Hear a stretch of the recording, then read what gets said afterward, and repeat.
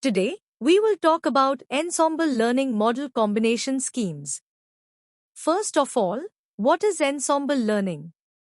Ensemble learning is a machine learning technique where we combine multiple models.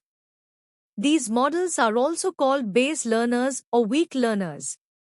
When we combine them, they produce a single model that is stronger, more stable, and more accurate. Now, let's look at the types of ensemble methods. The diagram shows that ensemble learning is built around three major techniques. These are bagging, boosting, and stacking. Now let's continue with bagging and boosting. Bagging, also known as bootstrap aggregating, is a method where models are trained independently on different subsets of the data. After training, their results are averaged or voted on to produce the final output. Next, we have boosting. Boosting is a method where models are trained sequentially. Here, each model learns from the mistakes made by the previous model.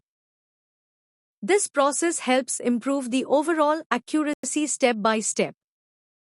Stacking, also known as stacked generalization, is an ensemble method where we train multiple Bayes models, often called weak learners.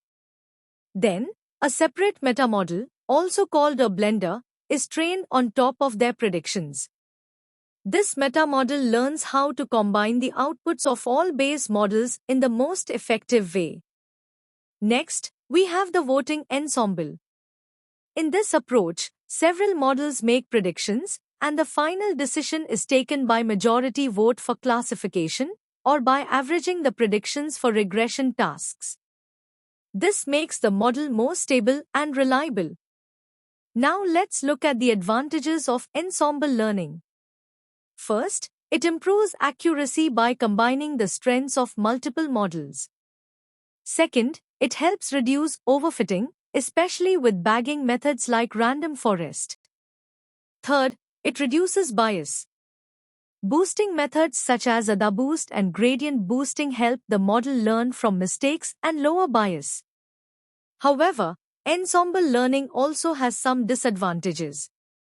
1. It has a high computational cost because multiple models need to be trained. This increases both time and memory usage.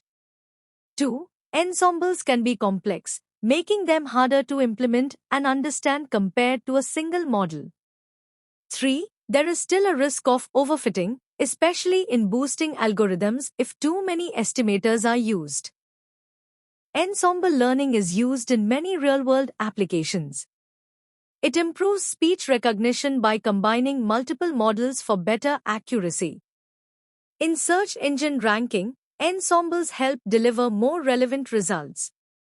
They are used in customer churn prediction to identify users likely to leave. In intrusion detection, ensembles help spot suspicious network activity. And in face recognition, they improve identification accuracy.